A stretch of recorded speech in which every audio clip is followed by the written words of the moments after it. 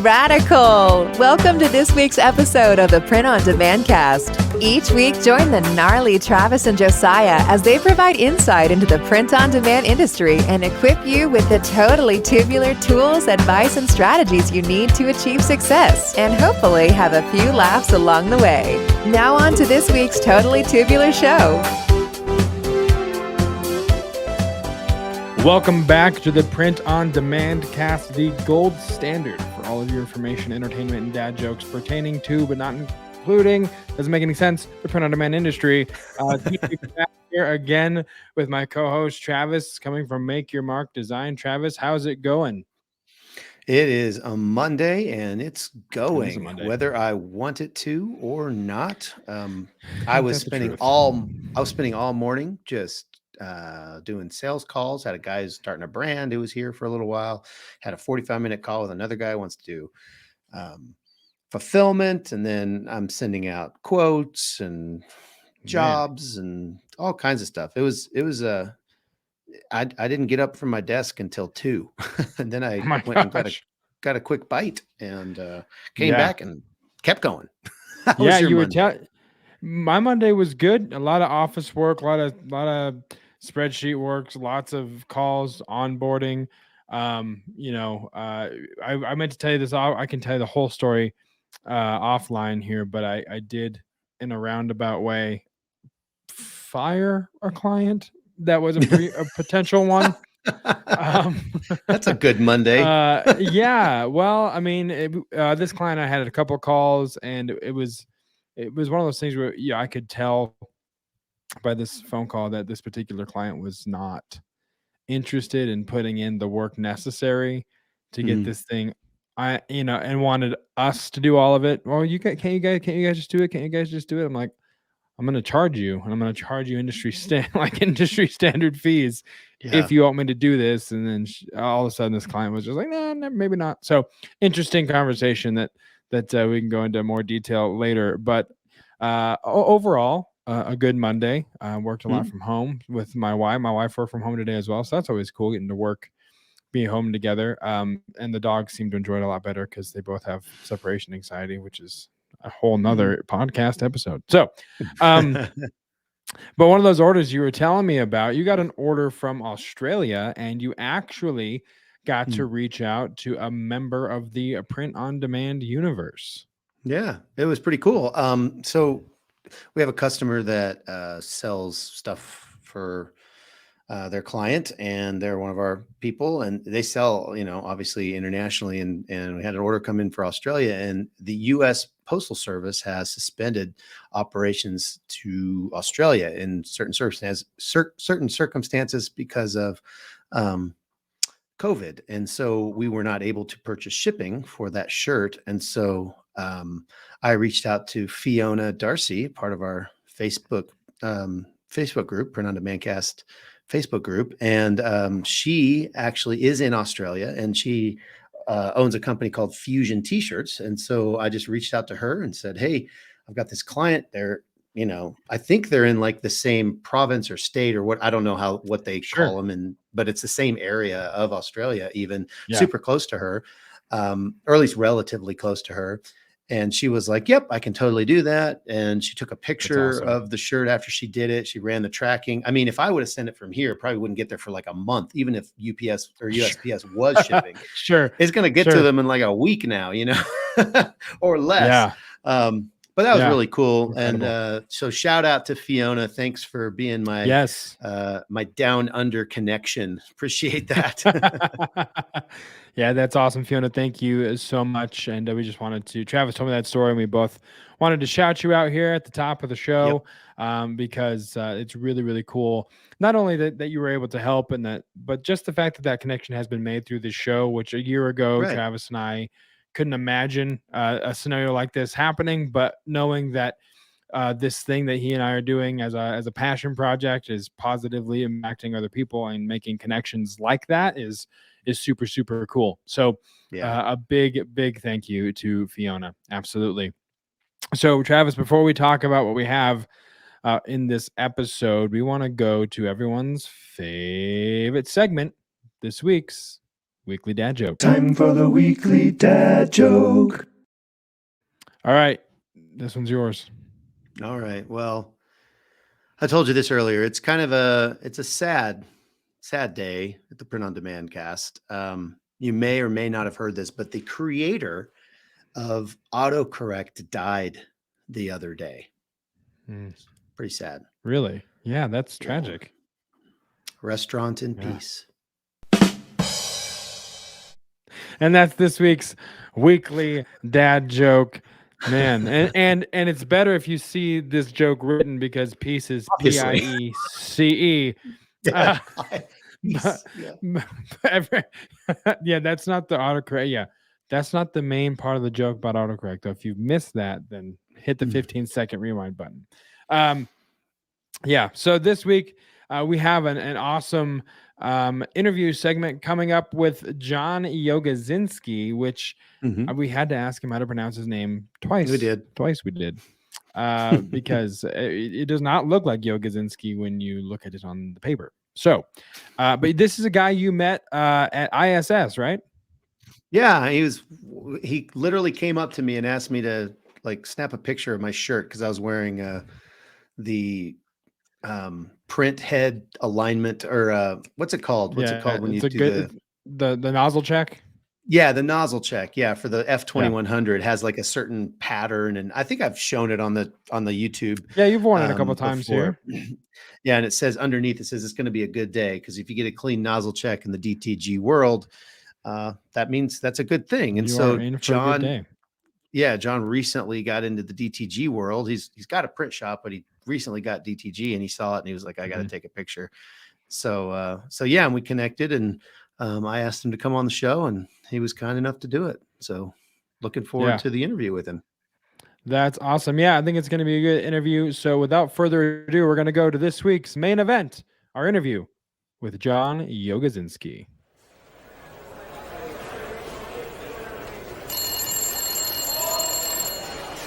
Main event, who's calling?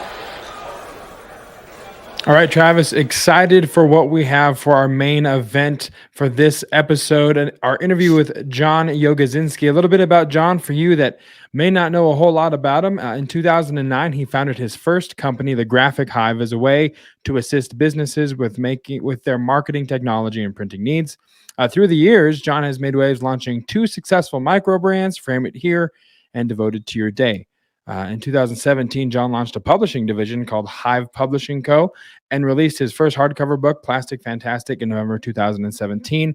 He is a 2007 magna cum laude graduate of the Pennsylvania College of Technology. In March 2017, John was presented with the Alumni of the Year Award at the 16th Annual Chamber Education Celebration. And he is the Secretary-Treasurer for the BNI Millionaires, serves on the AOC committee for both Jersey Shore High School and Williamsport Arena High School, and is on the advisory board for the Andy Russell Foundation's all-inclusive playground project in Selinsgrove.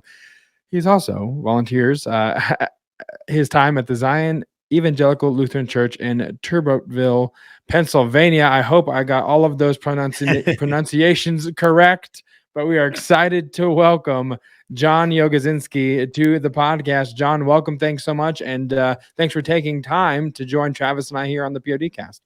Yeah, and thanks for having us. I mean, a lot of Pennsylvania, fun Polish names and weird pronunciations, a lot of pierogi eating. So, Yeah. That's cool. I noticed awesome. You're part of BNI.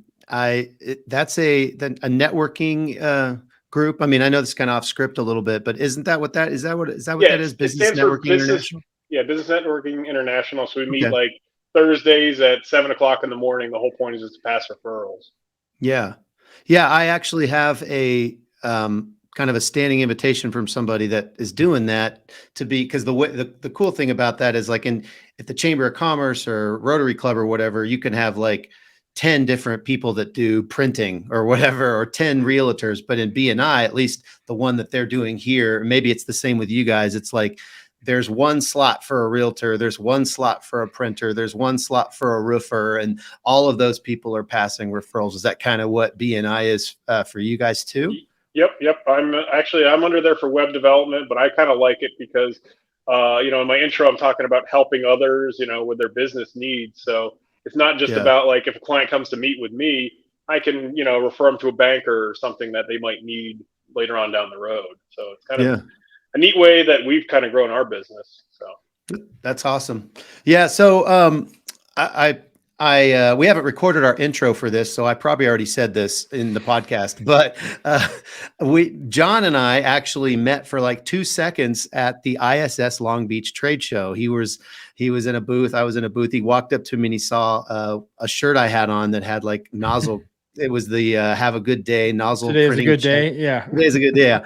And he was like, oh, that's such a cool shirt. And so we talked for a split second. And then I walked back to my group of friends and they were like, hey, you should ask him to be on the podcast. I was like, that's a great idea. So I ran up to him and looked like a crazy man and invited him to be on the podcast. So, cause he's a store owner. I feel like more of the crazy man going, hey, can I take a picture of your shirt? Yeah. That's true. That's true. But you are, you're the owner of the Graphic Hive and that print shop. And so that's the main reason we wanted to get you on here. And just share a little bit about kind of what you're doing, what it's like to run a print shop and all of that. But to get started, why don't you tell us like your printing story? How did you get into printing to begin with?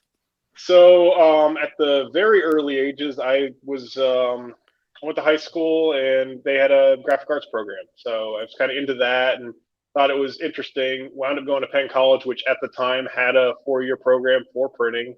And basically, after I graduated, I was working for a print-on-demand book printing company, but they still considered me college help. So I bounced around a couple different jobs and eventually wound up starting the Graphic Hive with 2 other business partners who were like college friends that, were either, still in school or just graduated. And I think our whole point of starting the Graphic Hive is we were kind of like sick of the status quo norm that some of the design agencies and places around here had to offer. So we wanted to kind of be a little bit more cutting edge, offer something a little different. And what we found is we founded that in 2009, which is right after the economic downturn, which is the greatest time to start a company.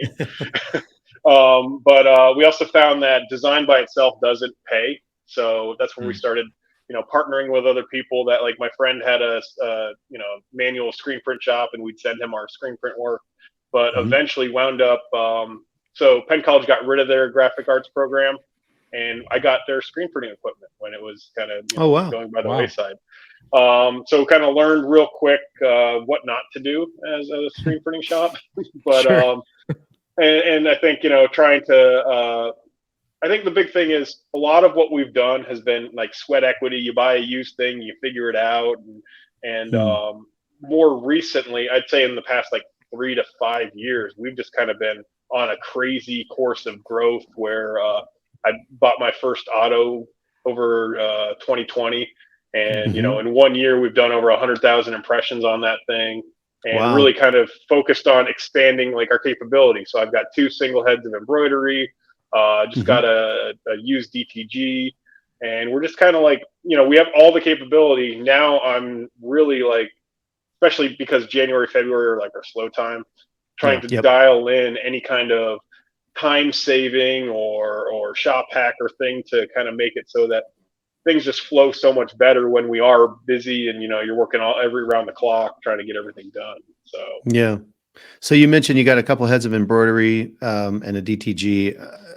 What brands did you go with for your embroidery and for your DTG?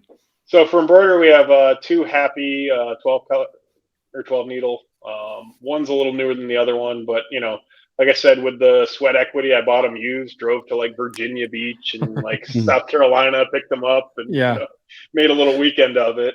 And then the DTG, it's weird how like going into, with the pandemic, I felt like we were doing stores and things like that to try and raise money for local groups and just keep the presses spinning, which would have been great if I had a DTG at the time. But I decided to kind of go the opposite route because we were kind of hitting walls with just, there's not enough hours of the day to print shirts where we needed the auto. So it was one of those things like, I wish I had the auto, but at the time when I bought the auto, I'm like, should I have bought a DTG? Because I'm Yeah. doing 3-color work and all these small runs. But it was weird because once we got the auto in, we had one client that does a lot of water-based printing, and that's kept us really, really busy. And Wow. I got the DTG from them. So Oh, wow. so basically, I think our first order we traded them, our printing for. I got a folding machine, I got a film output Wow. printer, heat press, and a DTG. So Oh, sweet. That's fantastic. That's Yeah. really funny. cool. Yeah. I So think the big thing with my story, it's just kind of like things happen, and I go, okay, either do it and learn from it, or do it and yeah. regret it later. Yeah, exactly.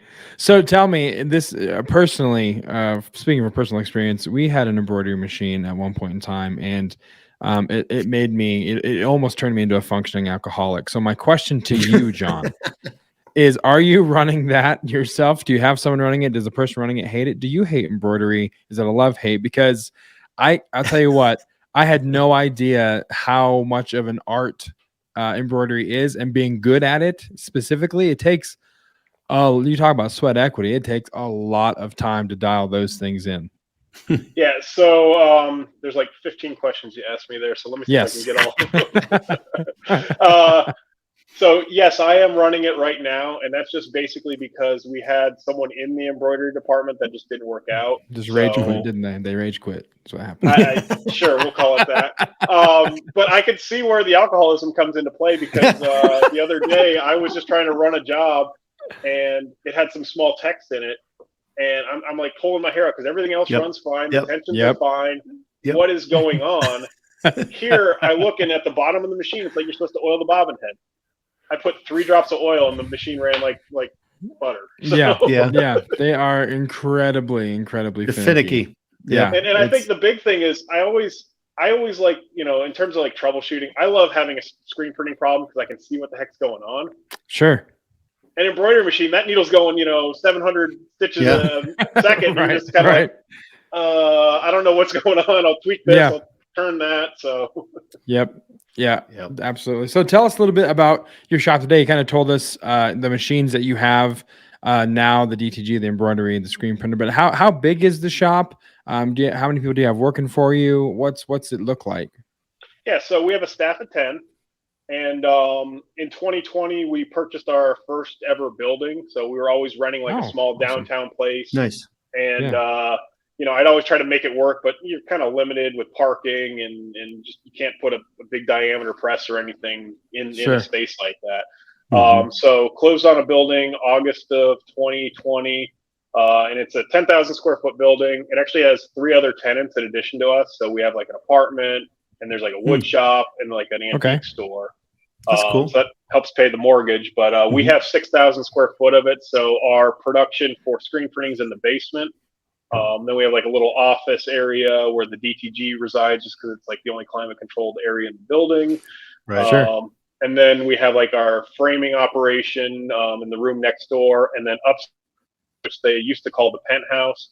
That's where I've got my 2 heads of embroidery, vinyl for personalization and stuff like that. And I actually have my old manual press up there for just, the odd jobs, or maybe one day, when COVID's gone, we'll have courses or something like I almost want to do like those drink and draw wine paint party things. Where, invite a bunch of people over, they draw something, we print it on the front on their with the DTG, and then have like a screen up that says I printed this at the Graphic Hive on the back. But and then my office is upstairs too. So.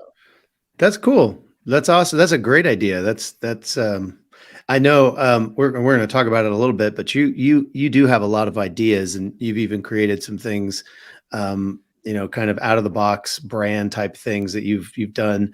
You kind of have your hands in a lot of different things. So we'll talk about it in a little bit, but I just wanted to ask, as we're talking about your shop, and, since you are the CEO, like, what does a day in the life of the owner of a print shop, what do you do every day? I know you said you run some embroidery, but I think if you had your druthers, you'd have somebody doing that, because your time is potentially, I'm assuming, better spent in other places. So what does a day in the life look like for you? Well, so I have two little bigadors that I take to the office with me every morning. So they dictate most of my morning, where they have to go to the bathroom or whatever. But other than tending to the dogs, it could be just checking in with production down in the basement to see if they need anything or if they have questions about jobs. Mhm. Any kind of client walk-ins where today I had someone that wanted two T-shirts, and I Hmm. think that's been the biggest struggle for me because I'm used to production Mm. where some lady wants two shirts that say grandma in training, and I look at the time I spend for her for two T-shirts I when I can know. also spend the same amount of time on a 5-piece order. How Yeah. do you kind of politely manage that without making someone upset? Right. Um, so yeah, any kind of client interaction, just kind of making sure things are happening. And I think with me, like right now, because I said we're kind of slow, we're like the shop is just in disarray where we're trying to just tweak things like, okay, what if we put where we detape screens on this side of the screen and almost make like a dirty and a clean area just to kind of make production Sure. flow a little bit better. And I'm Mhm. kind of gearing up towards uh it's funny when you so when we moved here I laid everything out on Illustrator kind of as if I had like a floor plan, Hmm. and I was Mhm. so naive to how things move when you're talking about an auto and Yeah. the palette of shirts or anything like that. Right. So I learned from my mistakes and I have a plan, but we almost have to at some point move our dryer to the other side of the building, and there's a big dark room in the way, and Mm. it, it's one Wow. of those things where you don't, until you're in the space and you put everything there, you don't see the little problems and issues. Yeah. Sure. So, That's true. Yeah, we've moved all our stuff all over the place, multiple times, particularly in our DTG room in the back. Just trying to, we had it one way, and then we completely just did a mirror image of it because of the flow. It just made more sense. And we were for the longest time we were drying, each individual DTG print on a heat press.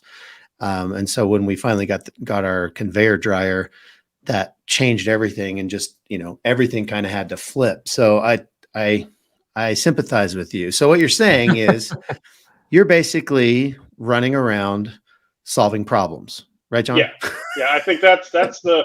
I always I don't like titles, but I'd love to put on my card just janitor while I'm just cleaning up everybody's shit. So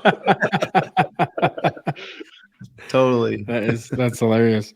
In your intro, you mentioned two micro brands, Frame It Here and Devoted to Your Day. So tell us a little bit about those. Well, first of all, what is a micro brand for someone that's listening that doesn't know what that is, and a little bit about both of them and how they tie into the Graphic Hive as a whole. yeah, so I guess I think in one of the episodes, I've listened to a few episodes of your podcast, but the niche, it's kind of like finding a niche and just making a very hyper focused website, that's packed with keywords that hopefully the website does most of your sales work. And all it is someone come, like, when I'm running around and someone comes in for framing, I'm able to go and help them. So if Mhm. you look at it, and the other thing too is Frame It Here, I haven't really touched in 4 years and we're busier than ever, but Mhm. basically taking the time to document like a year's worth of projects and do little write-ups about each framing project and how it's important, and explain in detail the process of framing. It just makes it, and the other thing too is I look at my competition of other frame shops and I just want to have a better website than they do so that I Sure. Mhm. rank. So framing ties into what we're doing at the Graphic Hive level, because we can do wide format printing and things like that. Mhm. Sure. So someone comes in and they have a picture of their kids or something like that. We can throw it on canvas. We can frame it, Hmm. and I always like to have I treat these micro brands as sort of my $10 toaster at Walmart, or it gets you in the door, and we might Hmm. be able to talk Sure. about other stuff that the Graphic Hive is doing. Gotcha. So, and the neat thing is, most people that get stuff framed have a business or have Yeah. connections where that has actually come to fruition. So it's Mhm. kind of neat that way. And I also like just seeing just weird stuff come across the table. Like today, I had some kid that brought in some like signed magic card prints, of like the artist that did the art for Oh the wow. magic Okay. card. signed them and numbered them when he wanted to preserve them. So that was kind of neat because, when I was in high school, I played Magic, but I haven't touched those cards in, Sure. for a while there. But that's kind of frame it here. And then Devoted to Your Day, I had high hopes and aspirations that it would be like all of the Graphic Hive services geared towards weddings. So, we were talking like, the invites, the bachelorette party t-shirts, framing's actually part of that, video, photography. But at the end of the day, Devoted to Your Day in my area has just been a photo booth company. So on the weekends, I have like a whole photo booth set up where I'll, bring it to the wedding, set up for a few hours, let people take pictures. And it's kind of, I think that's my most successful print on demand run, where I've got a little sublimation printer that does little 2x6 strips, but it's kind of fun. And, you get to talk and socialize with people. So, but there again, it has its own website and it's, very keyword heavy to hopefully bring in people. And I also like working in these micro brands because it's kind of a neat way to digest, well, how am I going to get clients, So for me, for Devoted to Your Day, I go to like one wedding expo a year, and that kind of keeps me busy enough that I'm happy. So okay, so you these particular micro brands are kind of, like you say, feeding into your main business. And I mentioned that you have a lot of ideas, you do a lot of things. But what I kept hearing when you were talking was that, the website thing and, lots of SEO and writing all about, how, this is the framing process. And would you say you spend a lot of time writing as part of your speciality, I guess? Your specialty is as the business owner and kind of having your hands in all of these different little businesses to drive all that traffic to your websites. Is that a skill that you have that has helped you? With writing, it's a love-hate relationship. It's almost like the embroidery machine. I have to be in the right mindset. I have to just, kind of the mood has to be set and then the words will flow. So, and I feel like writing is almost like if you don't do it, you lose it too. So I have some things I have to do for some clients that I'm kind of like just grinning and going, oh, I should really do that because, but I have to get in that right mindset to do it. So, And I think the nice thing is I have a business partner now that sometimes I'll just do my kind of word vomit and he'll kind of go and mitigate it to something that's a little bit more legible, a little less, emotional or whatever the case may be. So, we kind of work as a nice dynamic duo for stuff like that. So what percentage of like, working on websites and things like that do you do compared to, more like face-to-face with customers or in production or on the phone with a customer? What, those kinds of things. What percentages would you go with on those? It really depends on how busy we are. So like for the web design, I kind of am like the facilitator, not necessarily doing the coding or the writing. So I might have a kickoff meeting where there's a graphic designer and a web developer in the same room with the client, and the designer's taking down whatever they need to kind of do the mock-up. Once the mock-up's approved, then the developer takes it, and I'm just kind of like checking in here and there, making sure things are going on. So like I think for us, more of the big picture, me being a manager, is we do a weekly meeting on Tuesday, and we have like a ticketing system just to keep track of the 9 million things that I might have going on that week. And we just kind of say, okay, what are is the client stalling the project? Are we stalling the project? What, needs to happen to just kind of resolve that ticket? So we've kind of treated a lot of our projects as almost like their IT issues, So yeah, that's cool. So you're using like a ticketing system for that stuff, and then that just goes to whoever is tagged in that particular, department or whatever. Is that kind of how it works? Yeah. I think I found that to work a whole lot better than just email, because my email is just a disaster. Sure. Yeah, you're preaching to the choir, brother. Yeah, totally. So you mentioned, you got a DTG recently, and you kind of told us a little bit about your thoughts about how you could implement that. But what are some other ideas that you see DTG fitting into your business and helping you kind of hit some different areas that maybe you haven't been able to in the past?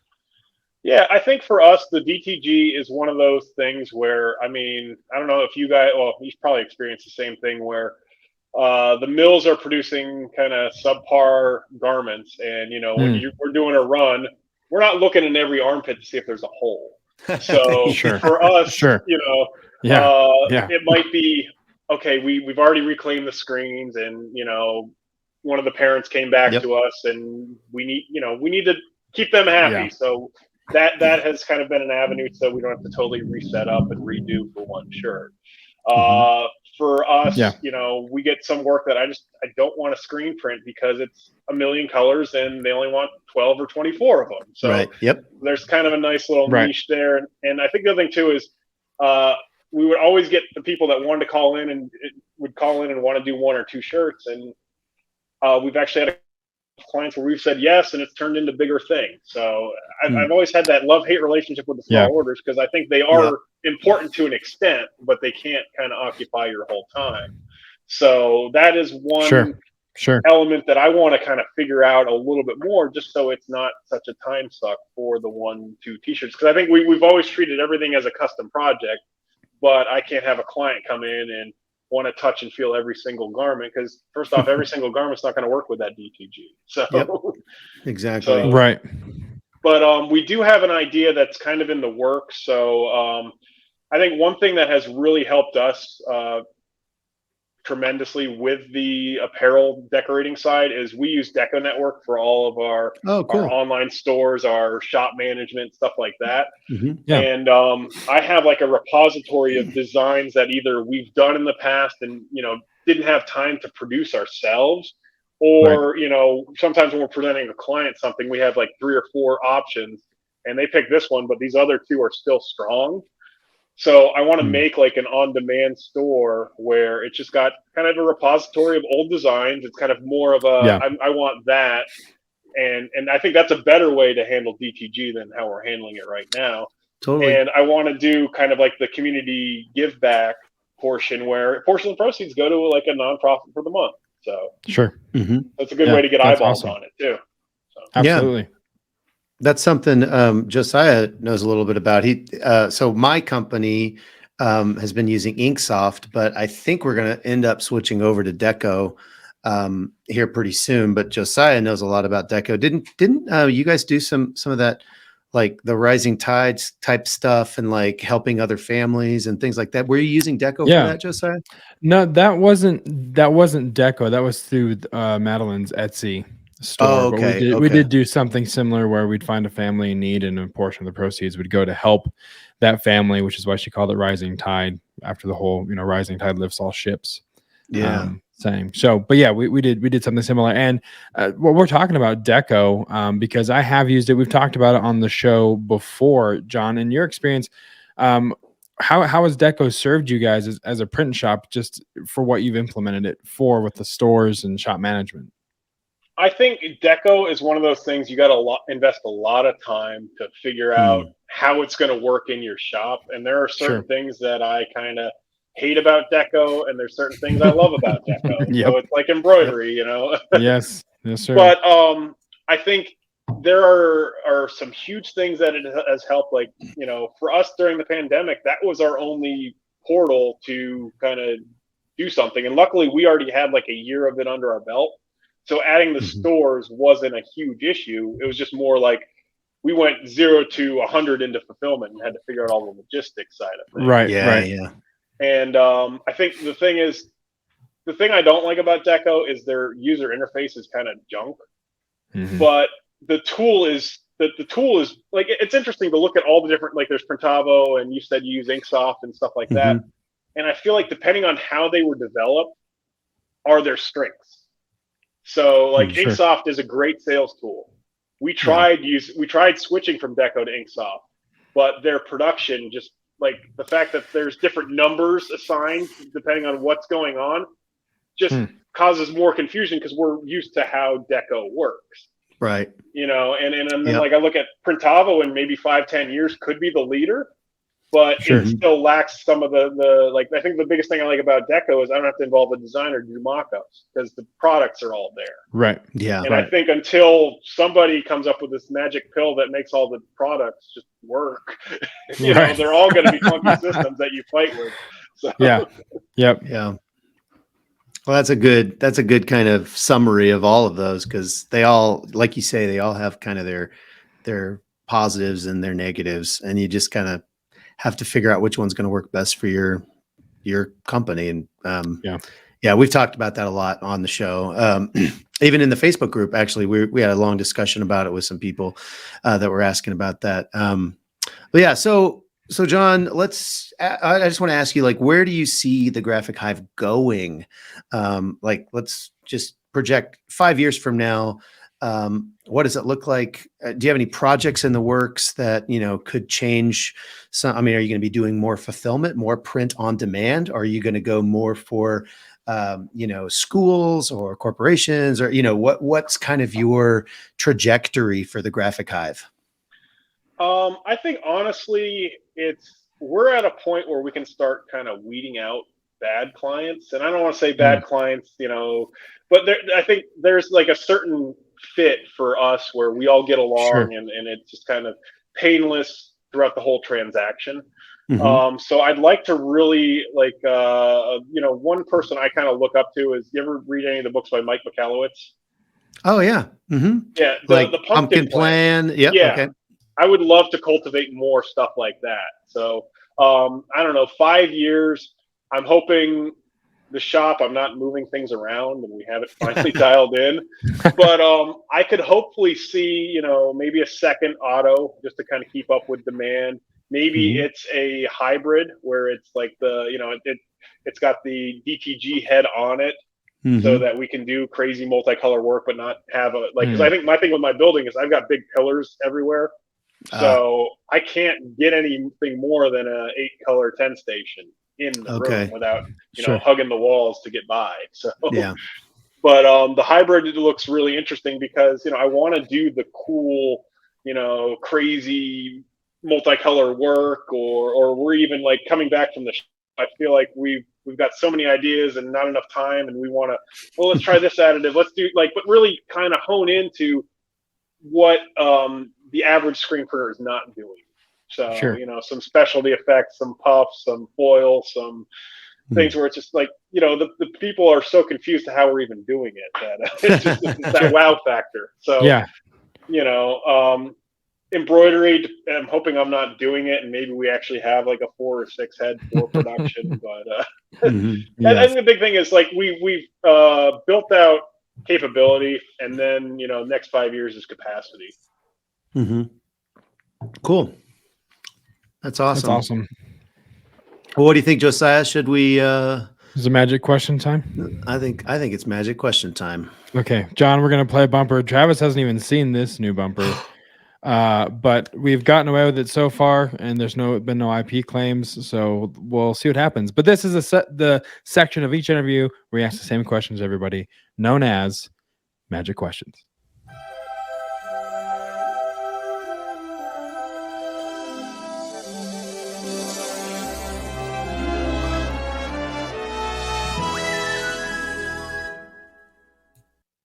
That's perfect.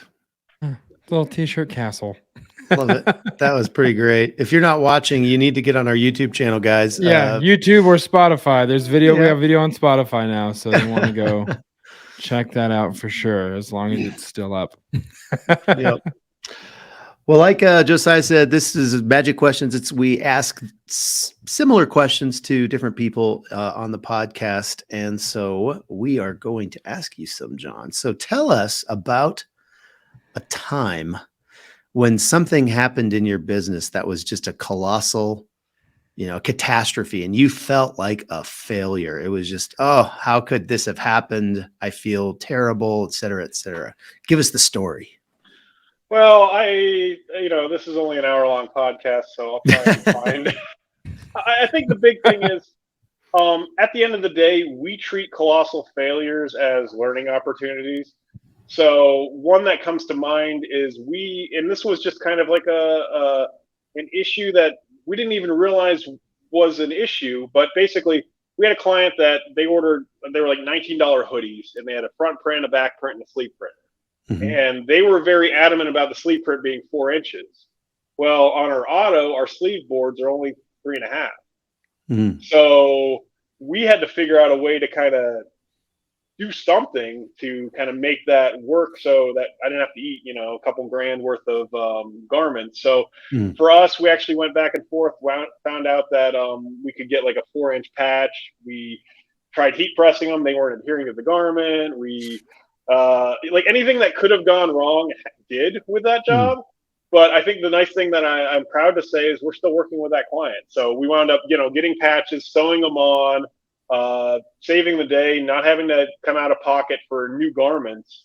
So, I think the big thing for us with Colossal Failure is just trying to figure out how to improve communication. So everyone's not like, it's not sales against production or production against sales or, like at the end of the day, we're human, and there's a million details that could go wrong. Just how to prevent it from going wrong. I want to make sure I understand just how colossal this failure was. You had already printed 3.5-inch sleeve prints, and the client was like, "No, these were supposed to be 4." So you had to get a patch to put on top of those 3.5. So you had the 4 inches that the client wanted. Am I reading that right? Oh yeah. Oh yeah, that's colossal. Half-inch of failure right there. Half-inch of failure. Oh my gosh, that could be an autobiography. Half-inch of failure. That's funny. We won't go down that rabbit hole. Anyway, so question number 2. If you had to start all over, if you lost all of your current contacts, if you had lost all the machines, everything that you have now is gone, and you had to start all over, what would you do first? I think, especially walking around Long Beach and drooling over equipment and asking, well, how much is that? And going, well, that's out of the question. For me, I feel like maybe direct to, like, start small and grow it. Did you say you cut out there? Did you say direct to film? Yeah. Okay. And really, that's just because, I walked to the show and that was like 17 grand for a full setup. I'm looking at like an auto reclaim that's 35 grand. I'm just kind of like, like something that all it does is reclaim screens is 2-3 times that. so almost just and the other thing too is I feel like if I started small and just focused on onesie twosies and kind of built it out production wise, it'd be a whole different beast than kind of going, well, we have a manual, but we'll charge auto prices to kind of compete with everybody. We need to get the auto and now we're struggling with trying to handle onesie twosies, if I just started where you run the DTF all day and the versatility of it's there, but that's something I'm looking at later, even here. So without all my contacts, just, Yeah, that's cool. You're the first person that said they would, they do DTF. And I mean, to be fair, a lot of our, interviewees may not even know what direct to film is, but you obviously just coming back from Long Beach saw there were a lot of them with that. Did you see the powderless DTF machine? Did you see that there, John? I don't know. Well, my thing is I didn't really spend a lot of time at DTF because I was trying to get more, the screen printing automation, going to classes and things like that. But gotcha. It's something I'm keeping an eye on, and I'll probably go to ISS over in Atlantic City and maybe spend more time if I have more time.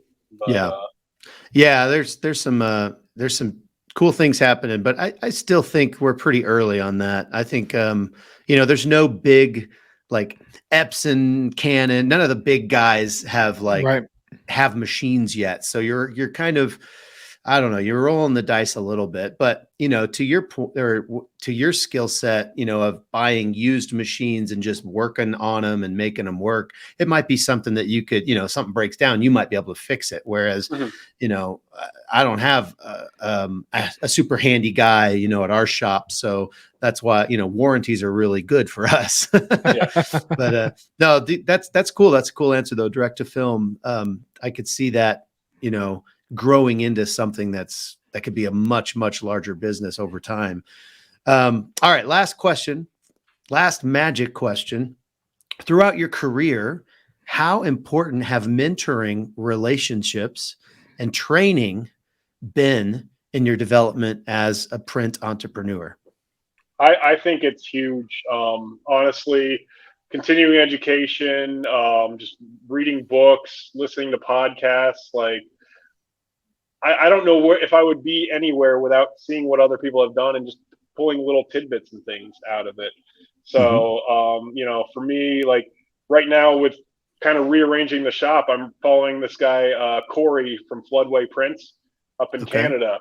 And he is opening my eyes up to just little efficiencies and the whole idea of Kanban. And I'm trying to read books on that. So like I'm doing such a deep dive on how to just make things so you don't have to. It's almost like the McDonald'sizing of our shop, where it's like you don't have to walk 2 steps to make a hamburger. But we're making T-shirts. So I love going to the shows. And the other thing too is when I went to Long Beach, I actually brought my stepdaughter along just to kind of show, because like she's been helping out over the summer and things like that, and she's expressed an interest in is kind of trying to learn the auto and things like that. So bringing her and she's coming back with even more energy than I have to kind of really whip us all into shape. So that's cool. That was kind of fun. Yeah, the whole lean manufacturing thing is super cool. We actually do Kanban cards for our inventory. So like we'll stack, 10 shirts or whatever. And then when it gets to, because we're doing PODs, we're pulling 1, maybe 2. And then when it gets to like 5 or 4 or whatever, there's a card there. We pull the card and it's got a QR code on it. When we're ordering, it's just beep and it takes us to the product page, and it has 4 different QR codes. So if this one's out of stock, you can go to the next one. Same type of deal. And then they reorder. And then when they come in, we fold them, put them on the shelf, and then put that card back in. So next time, on that particular size, we, get to that spot, we reordered again. So that's one way that we've used that. But there's so much to that whole lean manufacturing methodology. I've talked to some people about maybe getting them on the show, that do more of that. Heck, I need them just to come to my shop and just walk through and go, nope, that's a bad idea. No, you could do this, But I think they would, it would be very painful for them to walk through my shop and see how inefficient it is. Yeah, no, and I like the idea, especially during a pandemic, having a backup of whatever. So, we're at a nice point where I've got 2 extra print cartridges for the DTG or an extra gallon of white, or just stocking up the stuff that, because I have a ink mixing system, and our mixing system, I can't get the GS yellow. And so, without that, I'm out. I don't know how many Pantone colors I can't mix. So. Wow. Thank you, COVID. Yeah, no, without a doubt. Well, John, as we kind of wind down here, before we end the interview, let everyone know where they can find, all of your projects, where you're at on the social medias, all of those things, your handles. Let people know where they can find you and follow you. Yeah, so Graphic Hive's on Facebook. I think it's facebook.com/thegraphichive. Same thing for Instagram. My stepdaughter does TikTok every once in a while, so we're on TikTok there. If you want to follow my personal journey and see dogs and screen printing related things and pictures of food, I'm jyogi3 on Instagram. So nice. That's awesome. And as always, we'll put all those links in the show notes for you that are listening or watching. You can have easy access where to find John and all of his projects and all of his dogs. What are they with the Bigadors? Is that what you said? Beagle Labrador mixes? Yep. Wow. I've never heard of that before, but they're like little labs. Bigadors. That's attitudes. Awesome. Well, we're going to your Instagram just to see the pictures. That's for sure. And also John is a member of our Facebook group, the Print on Demand Cast. So you can tag him there if you want and bug him in the Facebook group as well. Absolutely. Well, John, thanks so much again for taking time. We look forward to catching up with you again soon and seeing what else you've got going on, other projects, ideas, micro brands. We want to definitely keep tabs and check in. But thank you again for taking the time out of your schedule to join us. Yeah, thanks for having us. for having me. All right, we want to Not thank a John problem. one more time for taking time out of his schedule and joining us here on the Print on Demand cast. It was really cool to hear all that he's doing. I was fascinating to hear the micro brands and just how he seems like, of course, this is the first time that I've spoken with him and the first time you've spoken with him in long form as well, but he seems to have no shortage of ideas. In fact, an idea that he told us off air is something that we're actually excited to bring attention to for the Print on Demand cast. We won't do any spoilers for him, but I think it's going to be awesome and really, really fun. But I think that was one of the things that I was most impressed with. Is, man, this guy, you can definitely tell he is just thinking all the time how to leverage the technology and the assets that he already has, which you and I talk about quite a bit on the show, is just maximizing your assets. Yeah, totally. And then I think his secret sauce, if you will, is kind of his knowledge of the building websites and really his kind of websites are awesome. Yeah. Go to his Graphic Hive. It's thegraphichive.com, I believe. Yep. It's in the show notes for you guys if you want to check it out. But he does some good sites, and then his understanding of SEO and how to rank in Google for some of those other things that he's doing with his his other brands that he was talking about. And he's got a lot of ideas, and they're working for him, not just as a thing to kind of do a money grab, but they're all funneling into, they're creating awareness of his main thing, which is Graphic Hive. And we kind of do that too when we go out to like the markets, in the summer, and we're trying to, while we do get money from that, and that is in itself kind of a beneficial thing.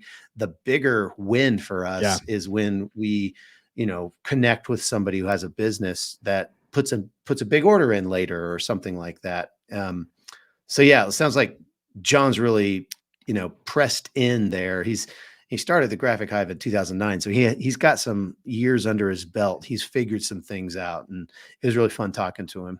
Cool dude. Yeah.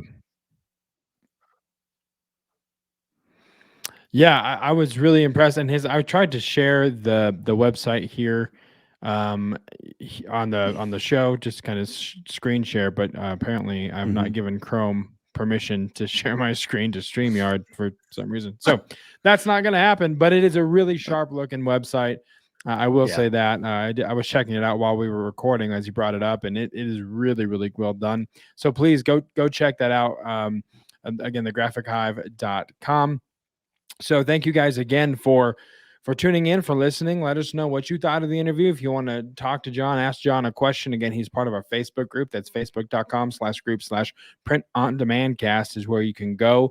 Check that out. If social media is not your thing, as always, we always tell people we understand completely. So you can email us info@print-on-demand-cast if you don't want to go to the Facebook group. But we encourage you, if you are a social media person or enjoy social media, you can go to the group there and join the family, join the conversation. We're super excited to have you. We also have an Instagram, which is awesome. So you can go find us there, instagram.com/print-on-demand-cast. There'll be more content coming there as well as we grow that channel out. If you're listening to this podcast on iTunes or Apple Podcasts, I think it's always going to be iTunes to me. I don't care what they do, Tim Cook, to change the branding. It will always be iTunes to me, but it is technically called the Apple Podcast. If you're listening there, leave us a 5-star review and let us know what you think of the show. Add a comment, whatever it is. If you do that, we will shout you out on the show. We always enjoy, reading the reviews and bringing some attention to that. It definitely helps the algorithm and helps us get in front of the right people. And if you're listening on Spotify, you can also rate the show there at the top of the feed. There's a little button that says 5 stars because that's what it's been rated so far. Click that, and you can rate that system as well. It also has video. That's where you can go to get exclusive access to the video. Is on the Spotify app. But we're shooting for, I will say, every Friday around 3:00 for the episodes to drop on the YouTube channel. And if you're watching this on YouTube, please like and subscribe to this channel, like this video, share the video if you find the information helpful, share any of the videos that we have uploaded if you find the information has been helpful to you, share it with someone that could also use that knowledge, and like and subscribe. Travis, anything else before we wrap this up? Not this week. Maybe next week. Maybe next. Maybe Maybe. he might have some closing statements I next might week. have. Exactly. But A you'll have to wait. soliloquy, if you will. Yes, you have to come back and hear Travis's soliloquy next week, right here on the Print on Demand cast. See ya. Hey, babe, thanks for listening to this week's episode of the Print on Demand cast. We hope you enjoyed the Totally Tubular Show. If you've got a question or a suggestion for the show, send Travis and Josiah an email at info@printondemandcast.com. Want to be wicked nice? Take a minute to rate and review the show on iTunes or wherever you get your podcasts. And don't forget to subscribe now so you don't miss next week's episode. See you next time, for sure. All right, we want to thank John one more time for coming on and taking. What are you laughing at? Because you started and I'm like going.